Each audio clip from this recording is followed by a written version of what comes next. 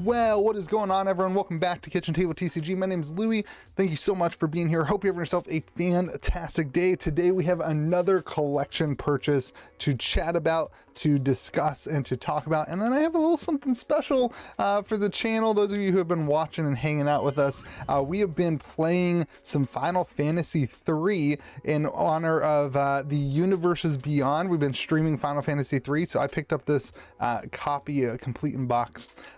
This is not what we're discussing. We will talk about it just because, but I also picked up quite a big lot, about I don't know what the actual market value is, maybe $3,500 Magic collection. We'll talk about that a little bit and my thoughts on the current Magic world. So let's go through the cards first. We've got a Phyrexian Dreadnought that is about MP, not in super great condition.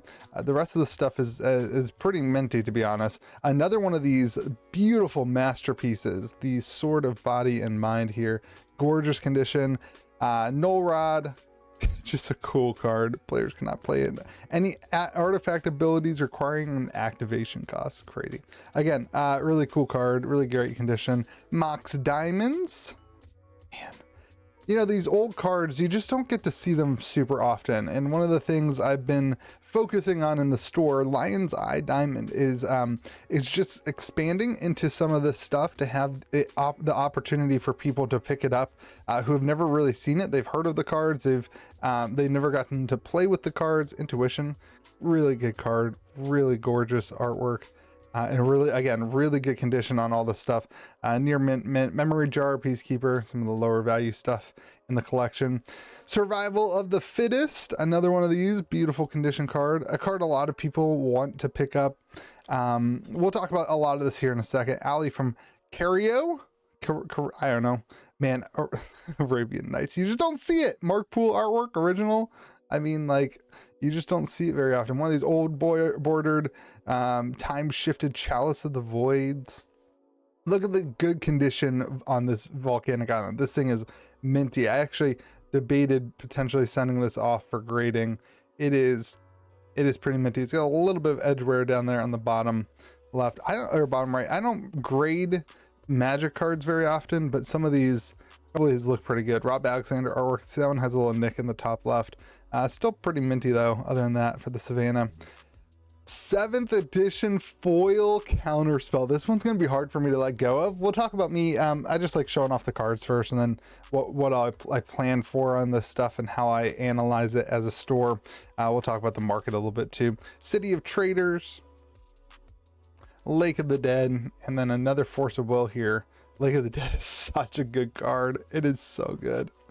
And then a Force of Will. So this card has tanked so crazily, and Dominator Remastered on the Black Friday Amazon Prime sale right now, not going to help the value of Force of Wills. All right, so let's talk a little bit about this, and then we'll open up the Final Fantasy for you to see it.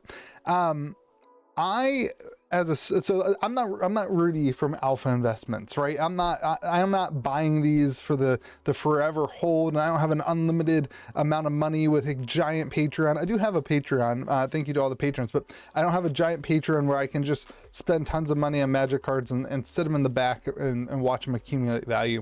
These cards, I picked these up because these are all cards that people like to see in store, they like to look at, and then they will splurge on and they will pick one up. You know, this isn't all going to end up to the same buyer. It's not going to all end up, you know, to the same group of people. But, you know, people will all of a sudden decide, man, somebody played a dual land and I saw how much better it was in their commander deck, and it's time for me to pick up my first dual land. And that happens quite often in our shop. We'll see somebody pick up their first like high-end Magic card as a result of just looking at them for a while. And so as much as the internet, we like to talk about like just the market going on, and you see the internet ups and downs and the swings of all these cards, don't forget that there's still people who go to local game stores and play games and see stuff on the shelf and save up money. And you know, it'll take a while for most of these to sell, but they save up money and they splurge a little bit, and they're not worried about the ups and downs and the market swings. They're not buying this to, you know, to retire or pay off their kids' college fund in 20 years. They're just buying it because they want to play the game, and they believe in the game, and they believe in playing it, and they want to upgrade their commander decks or whatever. So that's a lot of like the reason why I buy stuff. Now I am getting to the point where you know, we are getting full in a lot of our binders, and we have a wall of cards. So that's getting full, and so I'm not going to slow down on the collection buying, but I do have to do some online stuff. So you may see me pop through these on the Facebook places and whatever. But at the end of the day, having cards like this in the store goes a long way to creating an ecosystem where people are actually looking for and asking you to pick up these cards. So as negative as the internet is, I just want to talk about, I do see, even in my small town here in West Virginia, a lot of interest in a lot of these cards. Like this counterspell, people will talk about this. They'll be like, dude, did you see the counterspell on the wall? Like, that's freaking cool. Like that's what they'll say. So that's kind of my philosophy right now. I'm picking up cards. As far as the market goes, listen, I don't think we see a hard shift in the Magic the Gathering environment in the next year. I think we are in a rough place, not, in my opinion, not necessarily because of Magic. I know everybody wants to blame Wizards. They have things that they're doing wrong. I agree. We talk about that on the channel all the time. But just the global economy right now is just bad. It's just rough. And people are paying their student loans. People have to do all these different things. They have Christmas coming. Like, there's a lot of different stuff. So I don't anticipate, like, I anticipate when I pick these up that I might lose money in the next couple months. You know, I might, but at the end of the day, when stuff does rebound, it will rebound. And these are cards that are iconic Magic the Gathering cards from 20, 30 years of the game. And I'm sorry guys, but Magic's still thriving as a game. People are still excited to play. People are still going into stores and looking at cards and upgrading their decks, and it's a growing environment. And so you got to play the game a little bit. You got to take the risk. You don't take any risks in this world. If you don't buy when people are fearful, if you don't take any risks in the world, what's the point? You know, like, what's the point? We're just gonna all sit around and do nothing. These are some of the best conditioned refis dual lands I have ever seen, and so it's fun to pick them up, and I enjoy them. And I think I might even keep this counterspell. I might put it in the shelf for a while, but we'll see. That's just beautiful. Look at that 7th edition foil. So that's my attitude right now. I've been buying a lot, obviously, but also people are picking up stuff. We sold a couple of the high end cards from the last purchase already, and things are doing good. So if you do have cards that you're looking to sell, you can reach out to me at KitchenTableTCG@gmail.com or louis@gamegrove.gg, and we can talk about picking up your collection. Let's talk about Final Fantasy though, because we have been streaming to prepare for Universes Beyond. The Universes Beyond Final Fantasy is set in a couple of years, or in a year or whatever. So we've been streaming and playing through Final Fantasy. So I picked up this on eBay. It was like 250 bucks. It's missing the map or the poster. I can't remember, one of the two. But I wanted it for the shelf. I used to collect a ton of vintage video games. I actually paid for college, paid for 2 semesters of my, it was a private school too. It's not an easy endeavor, but paid for 2 semesters of college by buying retro video games at yard sales and selling on eBay. Beautiful cartridge. By buying retro games and selling them on eBay. So I used to have a rather large retro video game collection, and I sold all that to start a photography company a couple years back, and then I sold all my photography company to start this YouTube channel and the store. So it's been a wild ride. So this yeah, it's missing the map. So it did have the poster, but it is missing the map. So I'll probably pick up the map at some point. Oh man, look at that old artwork. Secret of Mana. What do we got? Secret of Mana, Final Fantasy 3. And No Wimps Final Fantasy. Oh, that would be such a cool shirt to pick up. Are you kidding me?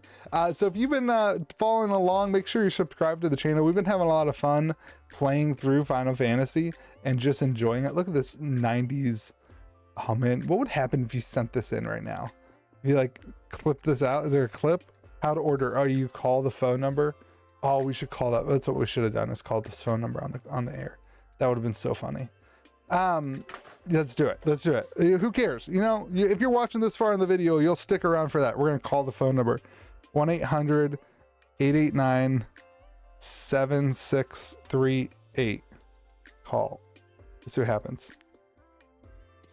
Hi, you've reached reservation services for Courtyard by Marriott Houston Northwest Cyprus. To get you to... That's hilarious.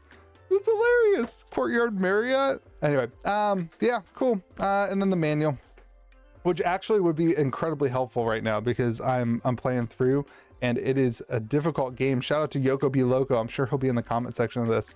Shout out to Yoko Be Loco. He's been helping us get through. Look at the man. Remember when manuals weren't just advertisements for other games? And they were like, actually, like, this is how you have to play the game. They actually taught you how to play. Oh, this is so cool. So cool. Look at the artwork. So yeah, anyway, we've been having a lot of fun diving into Final Fantasy and learning all about it. And I'm excited. So I'm not sure when we'll be streaming this week. I was going to stream this past weekend, but I was sick. So I'm feeling better now. I'll get that out. I'll leave it in the comment section maybe. Have a great day. Be kind to the people around you. Remember, everything's not as bad as it seems. It never is. Nothing is ever as bad as it seems. And people are still excited for Magic. And it's honestly, I'm usually Mr. Negative in a lot of things. I'm not feeling that way about the current state of the game. So have a great day. Be kind to the people around you. Let me know what you think in the comment section, and we'll see you again next video.